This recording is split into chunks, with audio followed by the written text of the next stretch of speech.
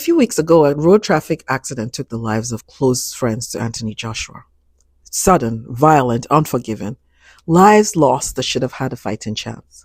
Then not long after that, another story stopped me cold.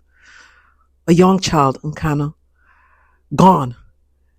As his family shared publicly, Nkano was the son of Chimamanda Ngozi Adichie, a woman who has spent her life lifting Nigeria onto the global stage, telling our stories, celebrating our strength, and believing deeply in our promise.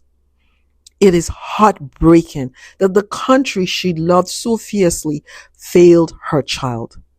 Before anything else, I want to extend my deepest condolences to the families touched by these tragedies. I pray that God grants them comfort, strength, and peace in the midst of unimaginable grief.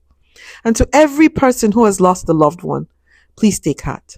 If you can, turn this pain into purpose so that others may not have to endure the same loss. Now, these stories stay with us not because they involve famous names, but because they are painfully familiar. In Nigeria, it is common to hear that someone simply slumped and died. No questions, no investigation, no demand for answers.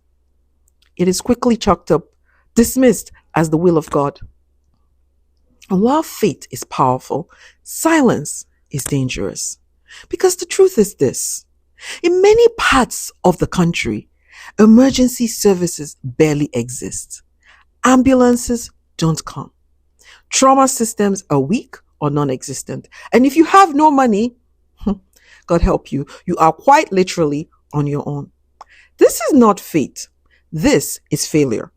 A healthcare system stretched thin, fragmented, undermined by chronic underfunding, workforce shortages, weak emergency responses, and delayed access to care. And I know this, not from theory, but from experience. Because I was one of those doctors inside the system, making impossible decisions with limited resources, watching preventable delays steal precious time and sometimes precious lives.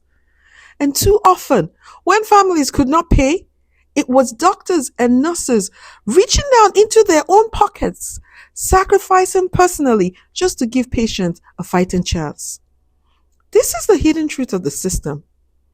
And while these recent cases captured national attention, there are thousands of similar stories unfolding quietly every single day in Nigeria.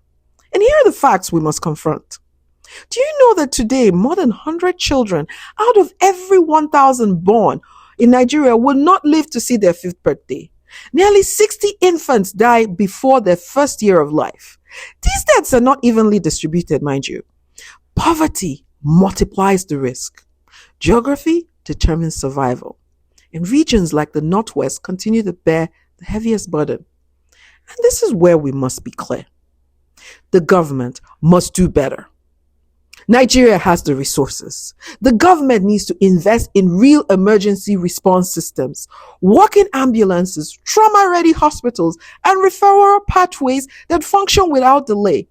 The government must invest in primary, maternal, and child healthcare services, especially in underserved communities, because prevention saves lives long before emergencies begin.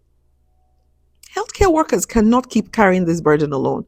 Families cannot keep paying with their lives. And citizens should not and cannot keep accepting excuses.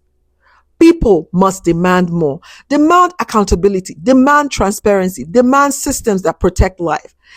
Yes, healthcare work is hard. Yes, the challenges are immense, but human life must remain precious and sacrosanct, and preventable death should never be accepted as destiny. This moment calls for more than sympathy, more than statements. It calls for action, for leadership, for the courage to build systems that protect life, not just explain its loss. We cannot normalize preventable deaths. We simply cannot. Please, let these stories move us to speak up, to demand better, and to act decisively. So please let me know in the comments what you think Nigeria can do to improve healthcare. Your voice matters. Every child counts and every life matters. And the time to act is not tomorrow. It's not yesterday. It is today. The time to act is now. Have a nice day.